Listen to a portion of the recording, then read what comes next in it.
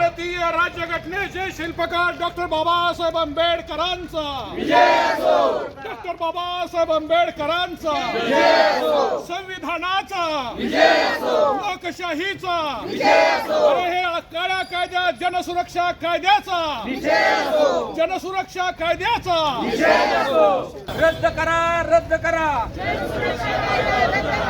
रद्द करा रद्द करा या पाशवी कायद्याचा या काळ्या कायद्याचा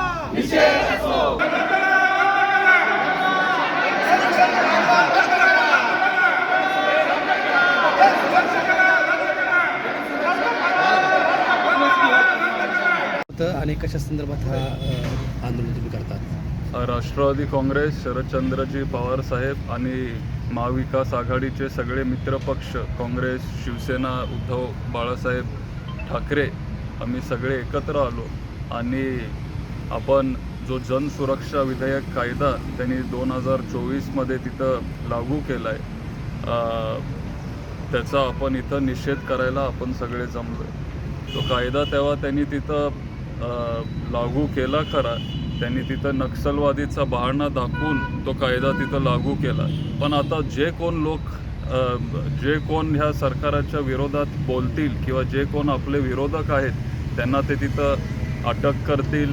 जे कोण पत्रकार असतील किंवा दुसरे जी लोक जे सरकारच्या विरोधात जे बोलतात त्यांना सरळ ते तुरुंगात तिथं टाकू शकतात. आणि ह्याच्या आधी पण आपल्याकडे अनेक वेगळे कायदे होते जे खरे जे सिरियस क्रिमिनल्स असतात त्यांच्यासाठी. मग UAPA कायदा असेल किंवा मोका असेल. आणि त्याच्यामुळे एक नवीन कायदा आणायची खरं तर गरज नव्हती.